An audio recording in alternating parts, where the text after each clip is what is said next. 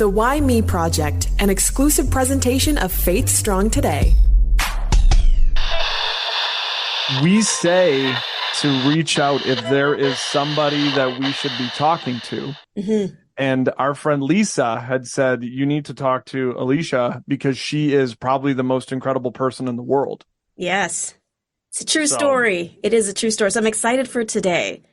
And we're going to dive into probably some topics that we tried to talk to people about a number of different topics. And I think this is one that we've touched on, but maybe not necessarily have we dove into. Yeah. And so it'll be a learning experience for us. She is a doctor with Alisha. I don't even know what some of them mean. I don't know what DOM is or a DIP or a PEC or an MB or a CHB. Doctor works for me because I kind of get that one. And Alisha Rai, how are you? I'm good. And you know what? Doctor works for me as well. So. You've earned all those other things. Should they not be set like in a business card? Would you not have all those things on there? I don't. I think no, I don't. I don't have it on there. I think yes, I have earned all of those degrees and diplomas, and you know, the important thing I think I've learned from all of that is when I look at all of those qualifications, I don't necessarily see the qualifications, but I see the lessons that I've taken from each one of them, and the determination and the grit that it has brought about in my life, and I think where it's brought me to today as a person. Yeah.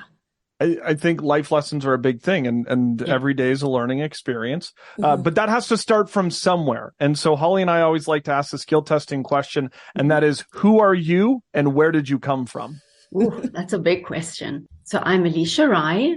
I am an infertility warrior, a NICU mama, and a disability advocate. And I am from South Africa. Amazing. I love how you describe yourself. It's, you know, a warrior, you know, somebody who's championing some causes. And as we've said before here on Why Me Project, that doesn't usually happen just because it was a neat thing to do on a Thursday. Usually it's because of things that have happened in your life. So let's talk about this journey and how did you get to this point today? When you were younger, what was the goal? Was it to be a doctor, or was it something completely different and then life just took you into this direction? I think when I was 16 years old, I actually wanted to be a dentist. And so that was a goal. You know, I wanted to do something medical. I wanted to be in a profession where I helped people. And I got a bursary, well, back in South Africa, a scholarship, to study medicine. And so that was something completely different. I was like, oh, wow, I can commit to 4 years. I don't know about 6 years of study. Yeah. And I had parents that were really excited that I got this bursary. And, I always say I'm the middle child. So I'm the very pleasing child. And so when I saw my parents really excited about me getting accepted into medicine, I was like, oh, well, I guess I'm doing medicine now. And so I kind of went with it. But I think I always say that I think, and I know that God always had a plan for my life, even before I knew him. And so I only gave my life to Christ when I was 19 years old in my first year of university. So even before that, he had his hand over my life and my story, and he was already weaving that beautiful tapestry as he does. And, so the goal was always to be in the medical field. And I think once I got in there and I really felt that this is what I was passionate about, I really went with it. And, that's how I got into medicine. What was it at 19 that brought on this faith? Really struggled. So I grew up in a country that was South Africa, in a post-apartheid South Africa. So I was the first woman of color accepted into the program to study medicine. Oh, wow. So and we were three people of color, and I was the only female. And so I was in a residence that was predominantly, well, actually only white people. And so the fact that I wasn't wanted there was very known. Wow. Was made really known to me that I was not wanted there. And so that was really difficult because for the first time I was really challenged in in really standing up for who I am. And it brought a lot of questions on who am I? Why am I here? And why am I doing this? Do I really want to do medicine this way if it means having to be confronted with the color of my skin every single day? It was one evening I felt as if maybe this is not worth it. I know I have a bottle of pills upstairs in my room, and maybe this is a way out. So I was walking upstairs, and there was another student or friend at the time, and she said, "Hey, do you want to come to my room and have a cup of tea?" And so I said, "Okay, sure, let's go have a cup of tea." And while we were in the room, I was explaining, and she was a white woman, and she knew the Lord, and I was explaining just where I was, and she said to me, "Do you know Jesus?" Yes, I know about Jesus. I grew up Catholic. And she said, "No, but do you have a relationship with him?" And I said, "No, I don't." And she said, "Would you like to have one?" And I think I was, when you rock bottom, which I really was at, I said, "Yes, I want to know him." And I took her hand and we prayed, and I went to bed. The thoughts of any suicidal thoughts had immediately left. And I got up the next morning, and I felt as if I saw things differently. The sky was blue and the sun really shone. And I felt like I had this fire within me. So I went down to her and I said, "Oh my goodness, you've got to tell me more. Why do I feel like I've got this fire in me?" And she said, "Oh, that's the Holy Spirit." And I was like, okay. And I got a Bible, and I was just completely, I want to say, use the word infatuated. I couldn't get enough. And that's where my journey with the Lord started, and my love and my understanding of who he is and his love for me and the plan and the purpose that he had for my life. And that's been my anchor. And I always say the best decision I made in my life. I always joke and I say, there's two big decisions you got to make in your life. One is to commit your life to Christ. And the second most important is who you marry. And so I think I made those two decisions the right way. So I feel like I'm really blessed. Immaterial of the struggles that I face, I feel with these two relationships in my life, I can face anything. It's interesting too, based on how you were raised. I mean, often people will think, when you go into university or college, that first year is kind of that wild year. And yet that first year for you was a wild year, but just in a completely different way. It was all about Jesus. How did that shape the rest of your schooling? It definitely gave me more purpose.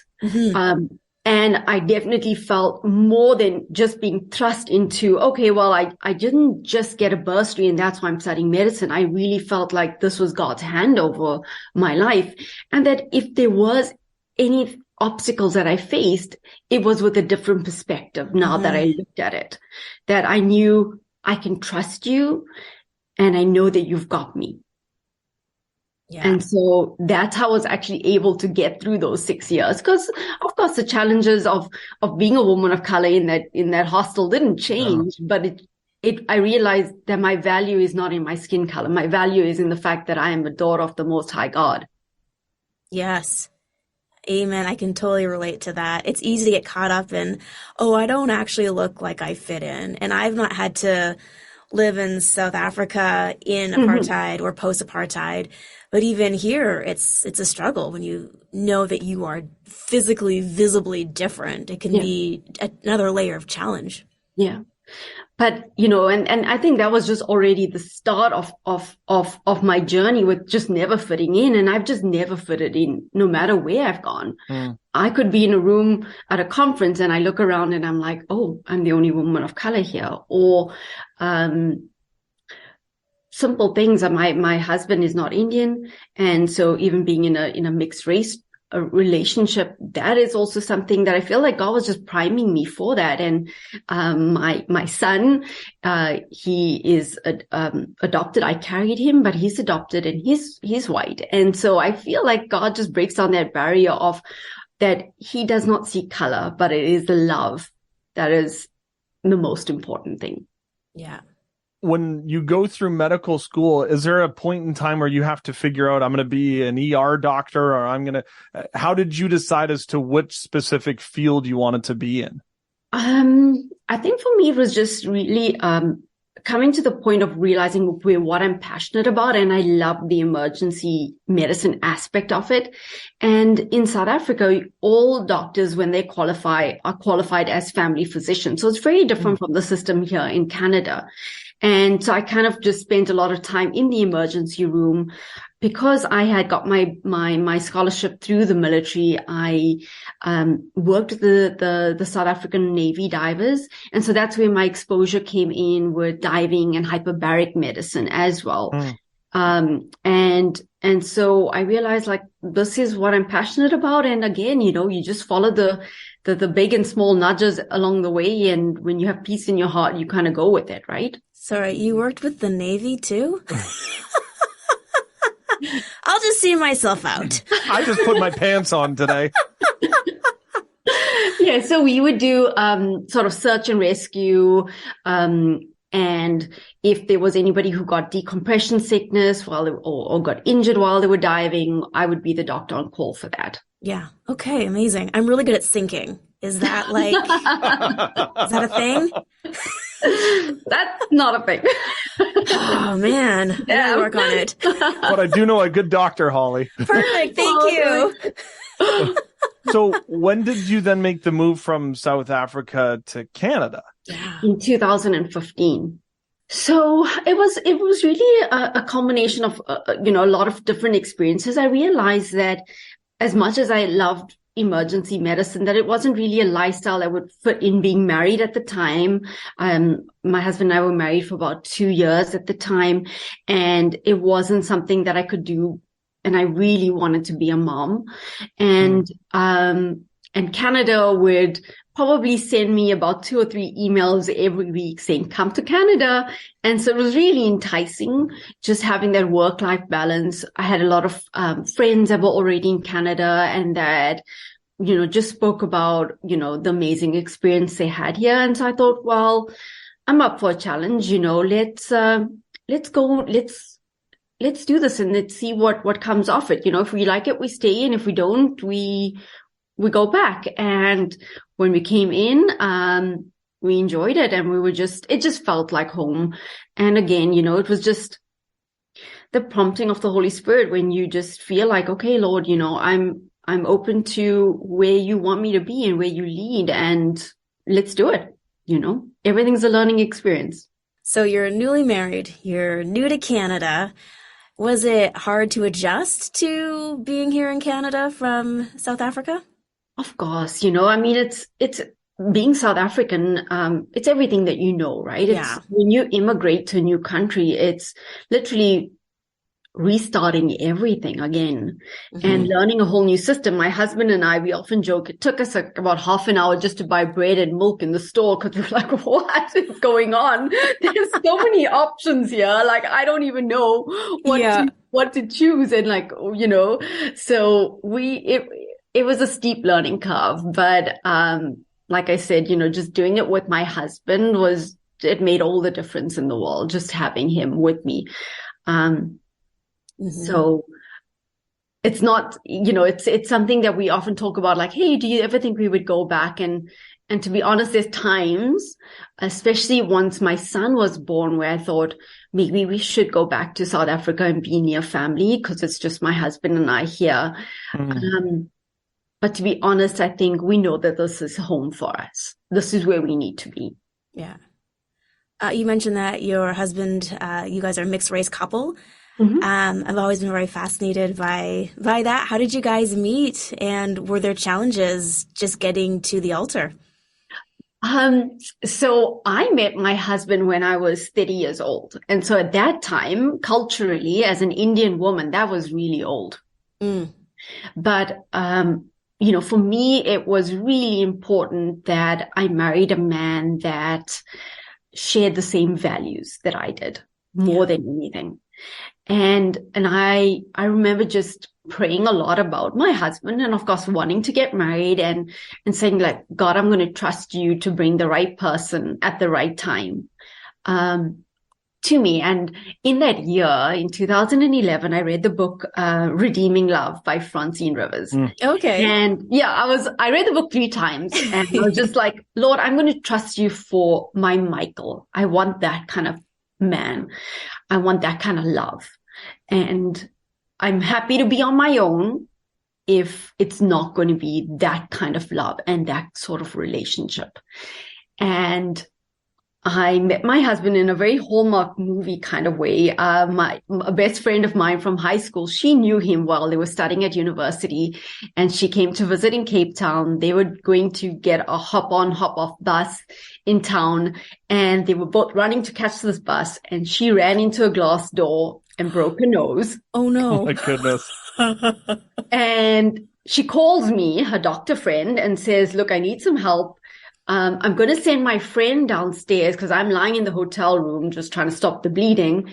And I'll send my friend downstairs to, come and take you up to the room. And of course, the friend was my husband. Yeah. So I walk into this hotel and he's at this revolving door. He holds the door open for me. And my first thought was like, oh, hello. How are you? Was my first thought because I'm like, wow, he's so handsome. Yeah.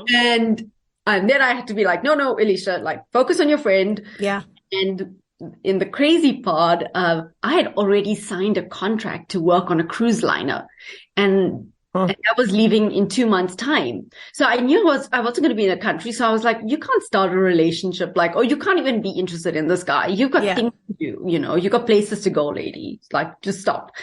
And so my husband and I just, we chatted in the waiting room while she was being seen by this doctor. And I thought, this is a really nice guy. But again, I was just like, nope, can't go there. You're leaving in 2 months' time. This is not wise.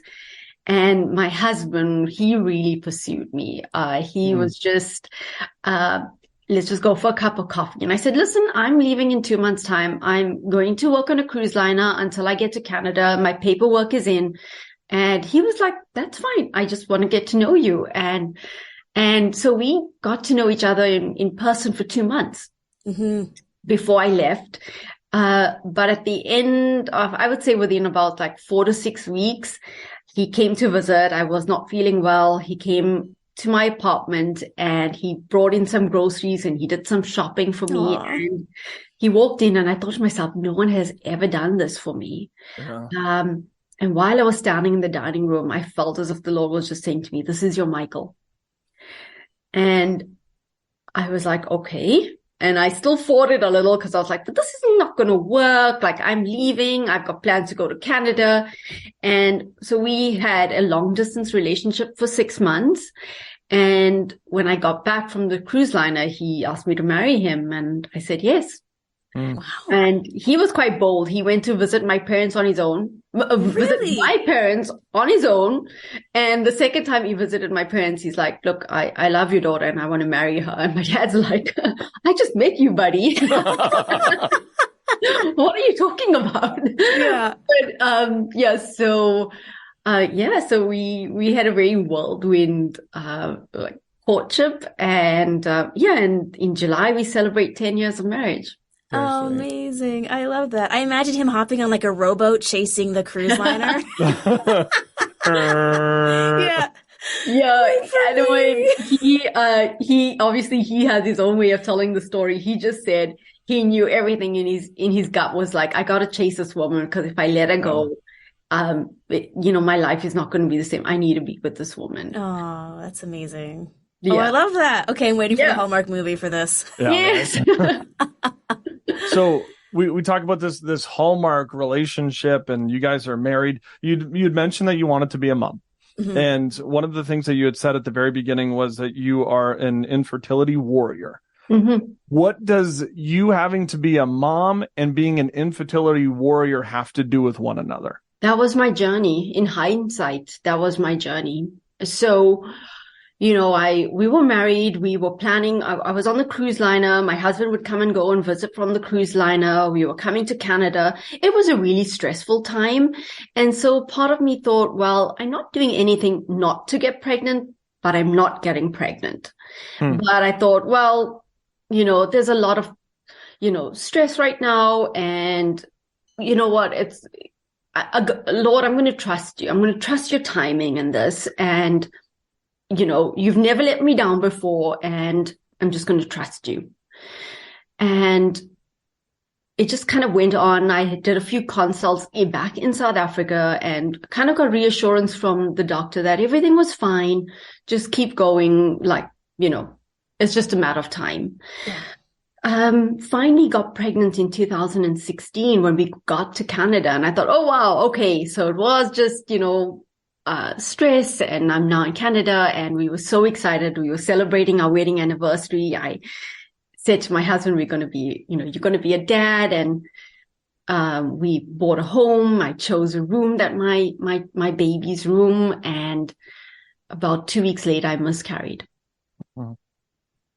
And that really was the start of a really, really painful journey. We had a total of 3 miscarriages, and it was 5 years of fertility treatments. Wow. And so that journey on its own really gets you asking the question, why me? Why us? Many times I would say, like, Lord, I don't even see the purpose in all of this. I love my husband. I know I can really, I'll be a good mom. I know for sure he's going to be an amazing dad. And I know that I can provide for this child to the best that I can. And I sometimes would look around, which is not, comparison is the worst. When you look around and you see other people with kids and you're like, wow, they get kids. And I don't. And so that was really, really painful. Yeah. There's a lot of people who also go through that same situation. And it's one of those things too, where it's the why me's and why can't I have a children? And children are a blessing. Why don't you want to bless me, God? And then the stigma that is still sometimes attached to not being able to have children. Yeah. And so the isolation and the shame, and that's real. And you think to yourself, like, what have I done wrong that this has now happened? And so, there's a lot of guilt associated with the diagnosis as well. But the funny thing in all of that, after every miscarriage, after every month, because every month you're like, okay, you're hopeful. This is the month that we're going to pick ourselves up. This is a month. We're going to keep going. And then it's not the month. And then months become years. And I would be the resounding feeling that I got every time I prayed about it was, do you trust me? Do you trust me? And I would be, of course I trust you, but this is hard. Yeah.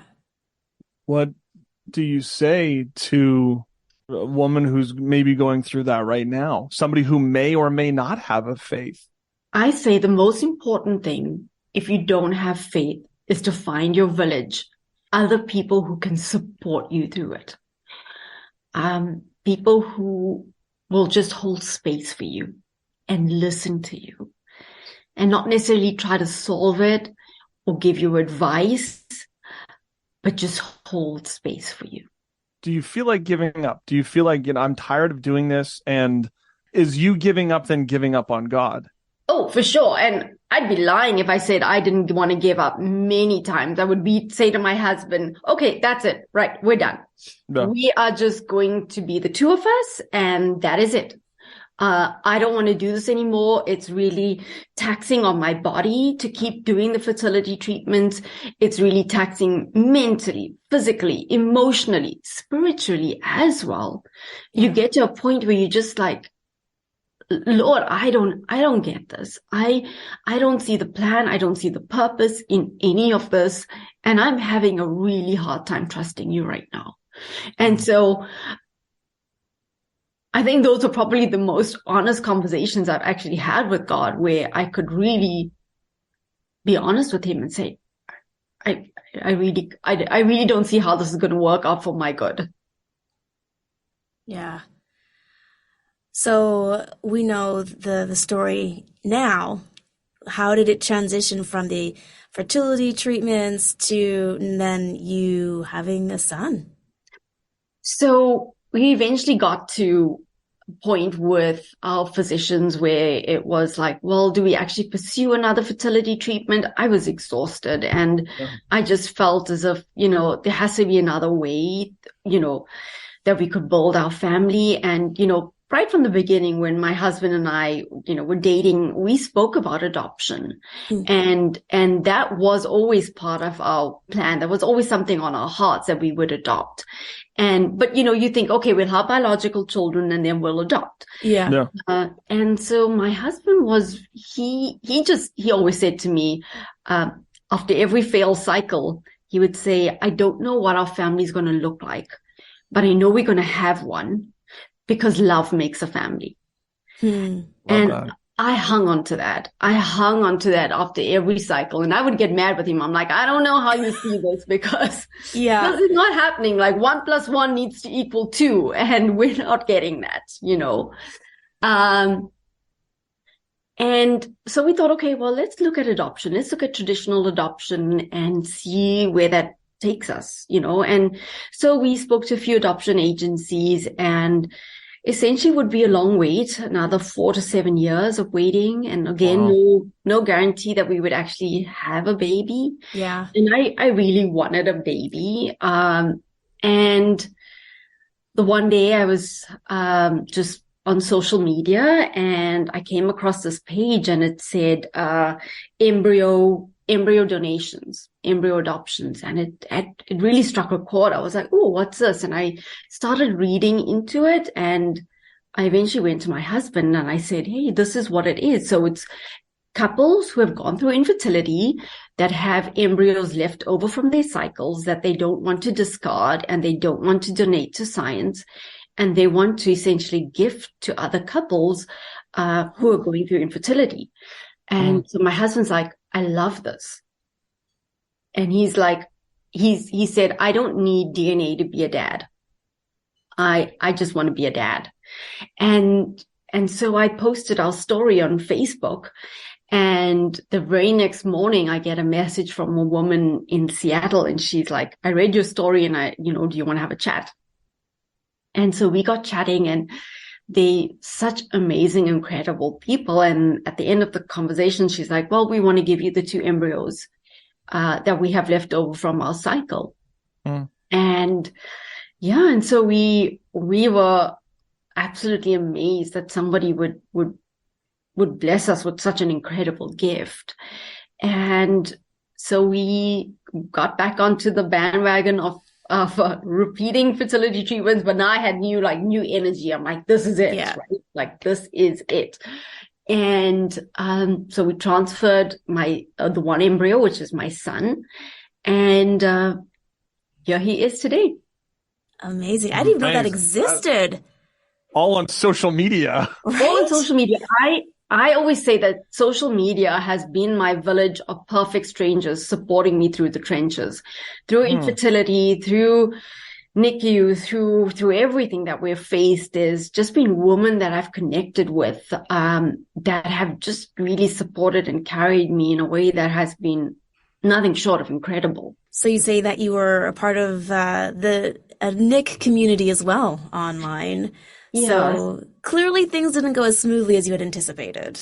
No. So I got pregnant. It was the middle of the pandemic, of course. Yep. And I always look back at that time, and everyone was so stressed and so worried. And I was probably the happiest I've ever been. I was pregnant. I was getting rounded by the day, and I loved it. And I was I remember the one day, a really distinct moment was my husband and I lying on the couch watching TV, just like hand on my belly. And in that moment, absolute gratitude, because I was getting everything that my heart ever desired. I had my amazing husband, and I was going to have a baby. And I was smooth pregnancy until it wasn't smooth anymore. I was 30 weeks, and I woke up a morning with a lot of pain and some bleeding. Went into the doctor. They said, everything seems to be doing okay. Let's just get you on bed rest. 1 week later, I had more bleeding, more pain, and my son was to be delivered. The delivery was not the way we anticipated it to go. The plan was always for me to have a C-section for this really precious baby that we wanted nothing to go wrong with, because we waited such a long time for him. Sure. Yeah. I was in a hospital with a new obstetrician, and she was just like, oh, don't worry about it. This baby is going to fly out of you. You're 31 weeks. It's going to go quick. And it did not. I pushed for 3.5 hours. And at the end of it, I had to go for an emergency C-section. But he was so deep now in my pelvis that it was difficult to extract him. And so he had severe head trauma. And I remember lying on that operating table with empty arms and an empty belly, and thinking to myself, like, this was not the way it was supposed to be. Like, Lord, where are you? Were you angry at the doctors? I mean, you have a medical background. So angry. Yeah. So angry. Yeah. So angry for her not listening to me, for her not seeing my journey, for her not acknowledging how precious this child was to us. Yeah. And so that's been a journey to have to work through that anger and that disappointment that I had in her. I was actually able to have a conversation with her, and, a lot of people, the knee-jerk reaction is like, you should sue her, you know. It doesn't solve anything, though. Yeah. And that was exactly my husband's point. He said, it doesn't change anything. And, it would cost a lot of money to do that and a lot of energy. And we felt as if we would rather redirect our resources into our son. And so for 2 days, we waited. We waited to see if he would survive, because I remember the neonatologist coming to us and saying, look, the head trauma was so severe. It comes with a 95% mortality rate, which means only a 5% chance that he'll survive. So as a physician, I understand her words. Yeah. I don't accept them. Mm-hmm. I remember distinctly feeling as if I had like ringing in my ears, and I just kind of blocked it all out. And going to my son's NICU, isolate, and just kneeling down there and praying and just being like, Lord, you gave him to us. And I don't believe that you're going to take him away from us now. But if this is what your will is, then so be it. But if you save him, I promise to give him back to you. And on the third day, I was able to hold my son. And it wasn't the way I expected it to be. But he was around, and he pulled through. And we then entered a watch and wait. Let's watch and wait and see how Aiden does. And a lot of the times the doctor spoke of his prognosis with emphasis on worst case outcome. So we knew that the brain trauma and the stroke that he had was really extensive. And so the quality of his life was in question, whether he would walk or talk or eat, or whether he would even interact with us was still uncertain. And so that was a really, really hopeless and dark time in our lives. And it was compounded by COVID because our support structures were taken away. And so literally my support structure was my husband. And so we really had to dig deep. And so my son was in the NICU for 2 months, and we brought him home after the 2 months. And we just I remember my husband saying he can't look too far ahead. He needs to only look to what needs to happen today. And he would say, Aiden needs milk and love. And I can give him that. And that's how my husband functioned. He was just like, this is what he needs and this is what we can give him. And that's what we're going to do. Yeah. And I think that really carried us a long way in that we tried not to think too far ahead.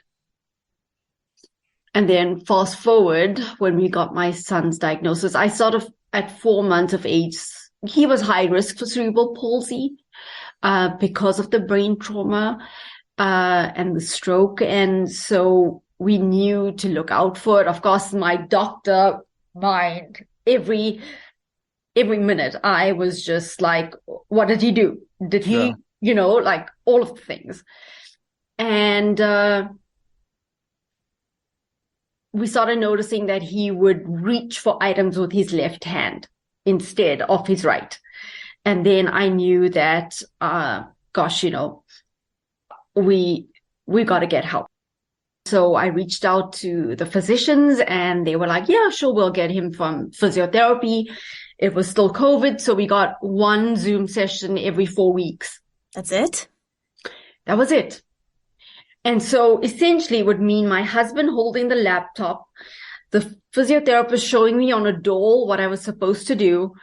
And I'm trying to hold my baby who's screaming his head off because he doesn't want to do these things. Yeah. And I'm trying to see what she's doing. I'm trying to see what the doll's doing. I'm screaming at my husband because he's not holding the laptop the right way. He's shouting at me because I'm not doing.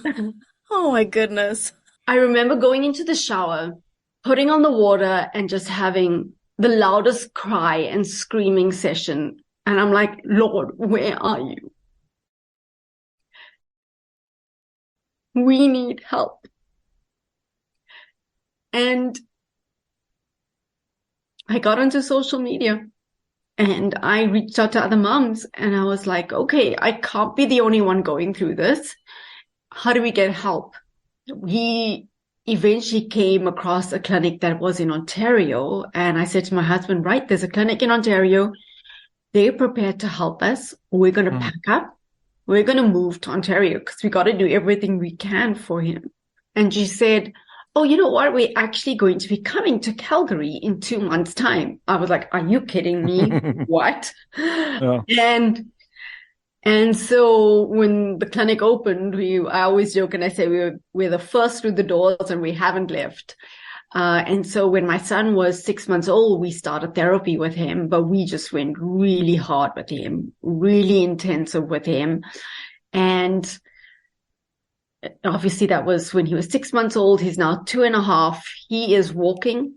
Amazing. He is talking, and he has far exceeded the expectations that were given to us. When you have, at our last neurologist meeting, I saw the neurologist do a double take. He's like, wait, is this Aiden?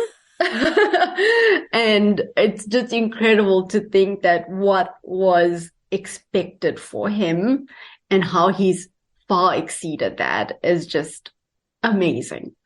And we know that it has been a combination of time on our knees and therapy. Is there a range on a scale of when it comes to something like cerebral palsy? Like 0 is never going to walk, talk, do anything, to 10 is, could live somewhat of a normal life?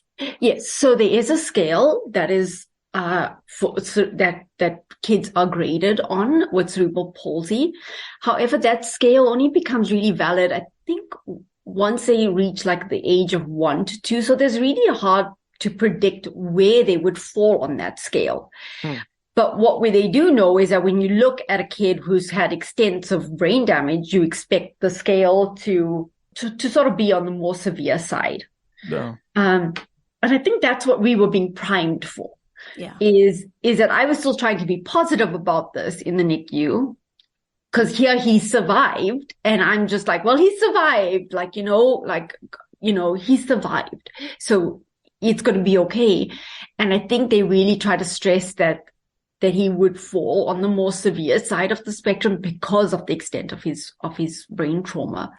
But here's the thing when it comes to cerebral palsy is that if you know one kid with cerebral palsy, you just know one kid with cerebral palsy. It manifests itself differently in every child. And so my son, predominantly, he is affected on his right side of his body, so his right arm and his right leg. So he has right hemiplegia.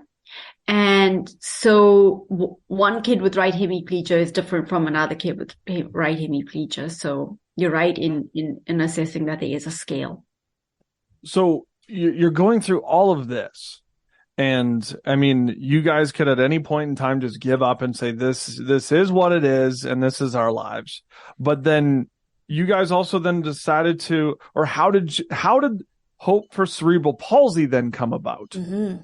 We started seeing the positive effects of the therapy, in my son. And when my son turned 1, my husband and I started talking about this, and we said, wow, it's incredible, like what they thought he was going to do and how he's progressing. And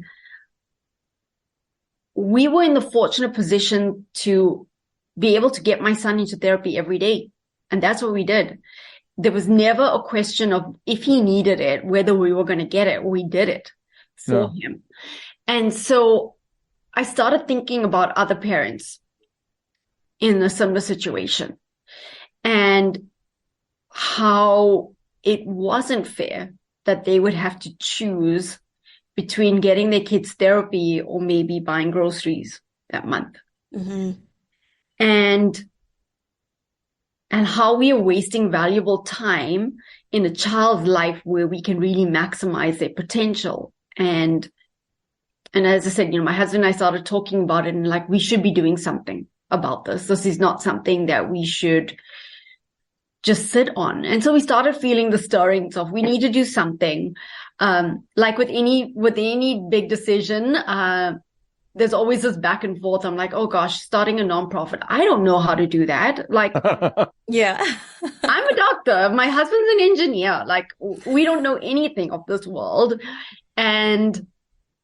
But it would be like, no, and this is way too much work. Like, I'm already raising my son who has a disability. Like, no, I'm not going to do this. And then it would come back up again.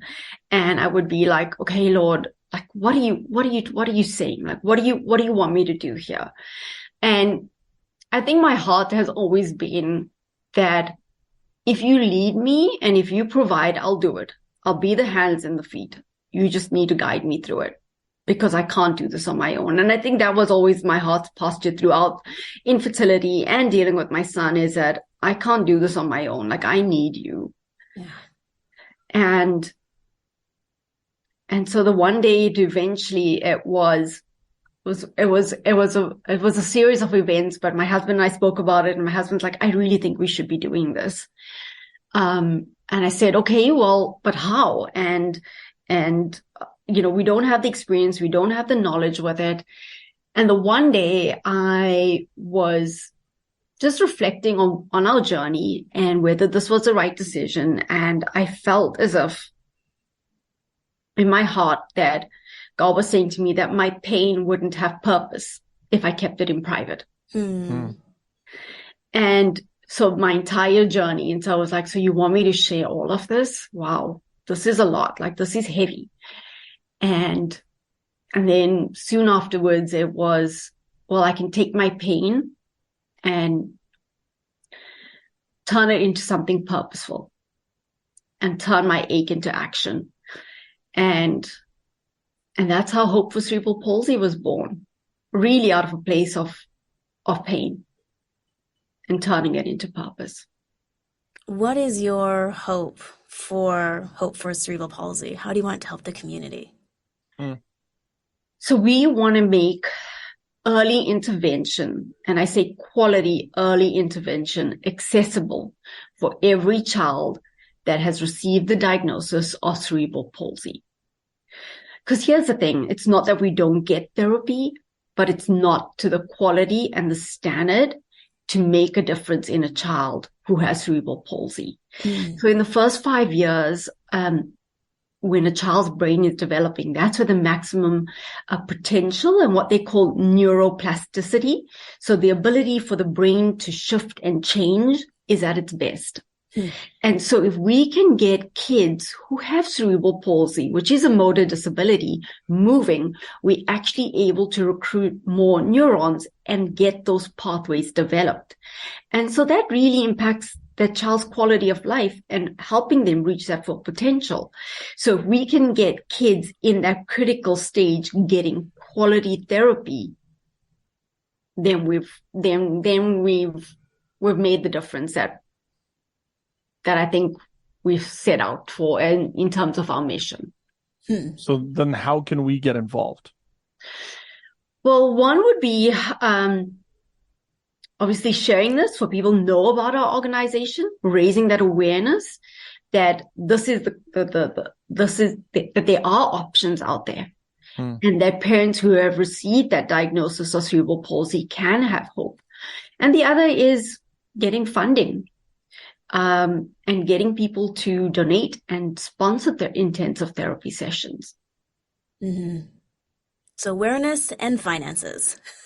That is it. Amazing. Your story, honestly, ups and downs. But it sounds like God has already done some healing just in your guys' hearts and in your family. As you move forward, what are your hopes for the future? Our hope for the future is obviously to see Hope for Cerebral Palsy really make a difference in the lives of kids with cerebral palsy. And in me sharing my story and my journey with infertility and loss, that if there's one woman that hears it and realizes that she is not alone, then that would be amazing. I think the most important thing for people to realize is that we all go through tough situations. And the thing that I've learned through the years is the God of the valley is the same God on the mountaintops. And that we can trust him immaterial of what we're facing.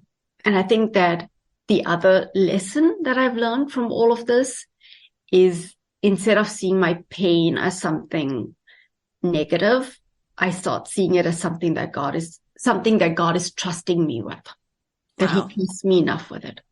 That's not the way I want to really look at pain, but that's powerful. Yeah, because he trusts that I will still serve him, that I will still praise him, and that I will still love him through those valleys. Yeah.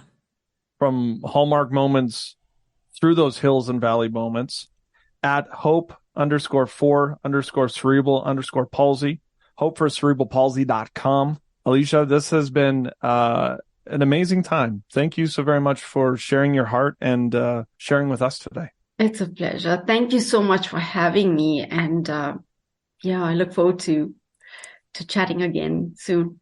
Wow. I thought it was going to go one way and then it went another and then it swung back around. And I'm just like, good for her. Yeah. For just staying, even if she would say that she wasn't, for staying strong. That's just such a hard journey. And still, I mean, she talks a little bit about the stigma attached to infertility and just all the emotional things to process. I'm so glad Alisha took time to share her story with us. We hope it encouraged you. If you are at all on a similar journey, make sure you reach out to her. And I know they'll have resources accessible for you.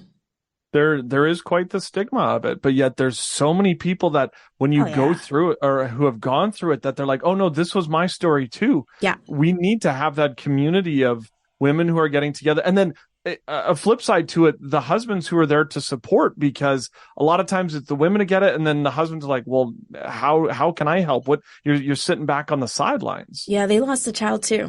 Yeah. So grateful for this conversation. Grateful for Lisa for saying that we need to talk to Alisha Rai. Shout out, Lisa. Shout out to you for downloading our episodes each and every week, for being a part of what we've been doing now for over 6 years, for following us on all the socials, because we keep, if there's a new social popping up, Holly, we're going to be in a lot of trouble. Yeah. I'm pretty much tapped out, but we are on YouTube. So check it out, share, please subscribe. Our goal, of course, is 1,000. We have a long way to go. So please tell your friends as well. And, of course, you can always check us out on all the podcast platforms and at faithstrongtoday.com.